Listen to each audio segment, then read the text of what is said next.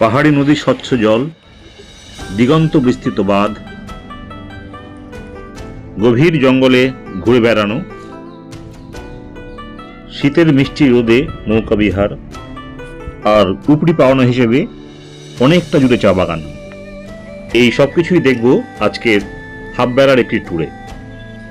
মূলত চেলখোলা river, Teesta barrage, Gajoldoba এবং Baikunthapur forest. আপনারা যারা নর্থ বেঙ্গল যাচ্ছেন, ফেরার পথেই হাতে একটু সময় থাকলে একদম নির্খরচায় এই জায়গাগুলো ঘুরে বেড়াতে পারেন। কিভাবে সেটাই আজকে আমরা দেখব। দার্জিলিং কালিম্পং ট্যুর শেষ করে আজকে আমাদের ফেরার দিন। আমাদের ট্রেন 8টায়, কিন্তু আমরা হোটেল থেকে বেরিয়ে পড়েছি এখন সকাল 11টায়। ফিরছি গরুবাথান হয়ে এনজিপি। সময় লাগবে 3 থেকে 3.5 ঘন্টা, কিন্তু আমাদের হাতে বেশ কিছুটা সময়। সেই সময়টা আমরা কাজে লাগালাম। ফেরার জন্য যে গাড়ি বুক করবেন সেই গাড়িকে বলে রাখবেন আমরা গাজলডোবা হয়ে ফিরব। আমরাও ফিরছি সেই একই পথে, সুন্দর মসৃণ পথ। প্রথমেই আমরা দেখে নেব পথে পড়বে চেলখোলা নদী। আমরা পৌঁছে গেছি চেলখোলা পিকনিক স্পট বলে পরিচিত যে জায়গাটি, সেইখানে ঠিক এর পাশেই আছে নদী। আমরা দেখব চেলখোলা বা চেল নামে পরিচিত কালিম্পংয়ের একটি মনোরম পাহাড়ি নদী। প্রাকৃতিক দৃশ্যের জন্য সুপরিচিত গরুবাথান শহরের কাছে একটি তিস্তা নদীর গুরুত্বপূর্ণ উপনদী এই চেলখোলা। অফবিট এই ডেস্টিনেশনটি পিকনিকের জন্য একদম আদর্শ। রাস্তার ধারে গুডরিকের চা বাগান দেখতে দেখতে আমাদের পরবর্তী গন্তব্য তিস্তা ব্যারেজ। আমরা ঢুকে পড়ছি তিস্তা ব্যারেজের মধ্যে। দেখতে পেলেন যে লেখা আছে ওয়েলকাম টু তিস্তা ব্যারেজ। এই তিস্তা ব্যারেজের দৈর্ঘ্য প্রায় 615 মিটার। 44টি স্লাইস গেট রয়েছে যা দিয়ে জল নিয়ন্ত্রণ করা হয়। এই ব্যারেজের নির্মাণ শুরু হয় 1979 সালে এবং 1990 সালে এটি আনুষ্ঠানিকভাবে উদ্বোধন করা হয়।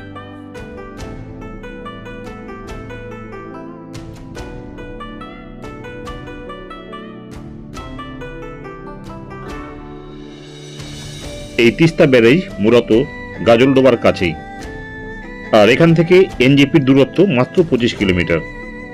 যারা এনজিপি কিংবা জলপাইগুড়ির আশেপাশে থাকেন তারাও এই তিস্তা ব্যারেজে ঘুরতে আসেন মাঝে মধ্যেই। অর্থাৎ আমি বলতে চাইছি এই তিস্তা ব্যারেজ স্থানীয় লোকজনের জন্য একটি পর্যটন কেন্দ্র।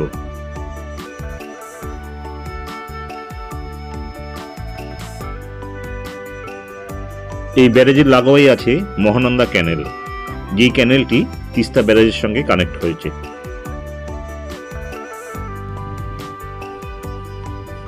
এখানকার চমৎকার প্রাকৃতিক দৃশ্য এবং বিশাল জলরাশি, তার কারণেই এটি উত্তরবঙ্গের একটি জনপ্রিয় পর্যটন কেন্দ্রে পরিণত হয়েছে।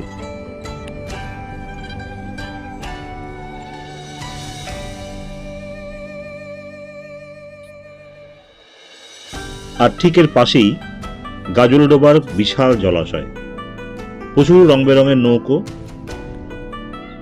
হাতে সময় থাকলে নৌকো ভাড়া করে অনেক দূর চলে যেতে পারেন এবং গিয়ে পাখি দেখতে পারেন।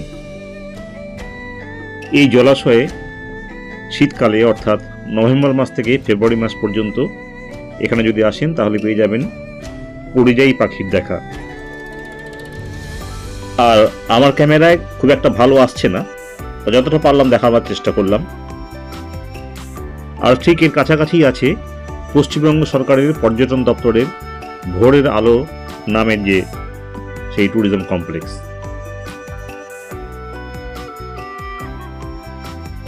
যারা গাজলডোবায় থাকতে চান তারা এখানে রাত্রিবাস করতে পারেন। মানে গাজলডোবায় থাকবার জন্য ভোরের আলো বেস্ট অপশন। আর এছাড়াও এখানে আছে থাকবার জন্য কম খরচে ইউথ হোস্টেল, পশ্চিমবঙ্গ সরকারের ইউথ হোস্টেল। এবারে এর কিছুটা দূরেই বৈকুণ্ঠপুর ফরেস্ট।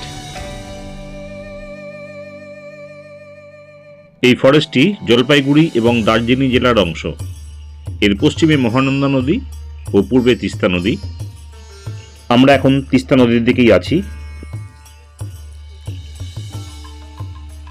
এই ফরেস্ট হাতির জন্য বিখ্যাত ও বন্যপ্রাণীদের জন্য অত্যন্ত গুরুত্বপূর্ণ একটি করিডোর। অতএব সাবধানে যখন এখানে আসবেন খুব সাবধানে থাকবেন।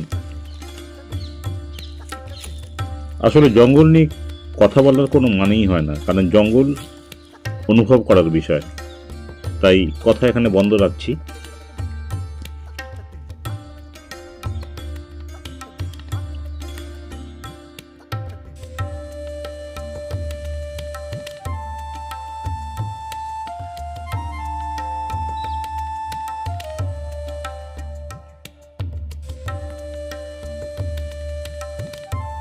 এই গাজুলডোবা ও বৈকুণ্ঠপুরের ফরেস্টের যে এই জার্নিটা আমরা টোটোতে করে করেছি, এবার আমরা ফিরে যাচ্ছি আমাদের গাড়ি যেখানে রাখা আছে সেই তিস্তা ব্যারেজের বাজারের সামনে। সুন্দর একটি জার্নি শেষ করলাম, যা কোনো এক্সট্রা পয়সা খরচা না করে। শুধু কিছুটা সময় দরকার আপনাদের, কিছুটা সময় পেলে একটি সুন্দর জার্নি আপনারা করতেই পারেন। বিশেষ করে যারা দার্জিলিং কালিম্পং দেখে ফিরে আসছেন এনজিপিতে, সেই সময়টা আপনারা যদি আসেন তাহলে অবশ্যই আপনাদের কোনো পয়সা খরচা না করে, এক্সট্রা কোনো পয়সা খরচা না করে এই সুন্দর জায়গাটি আপনারা ভ্রমণ করতে পারবেন। আজকের ভিডিও এখানে শেষ করছি। দেখা হবে পরবর্তী কোনো ভিডিওতে। যারা এতক্ষণ ভিডিওটি দেখলেন তাদের অনেক ধন্যবাদ।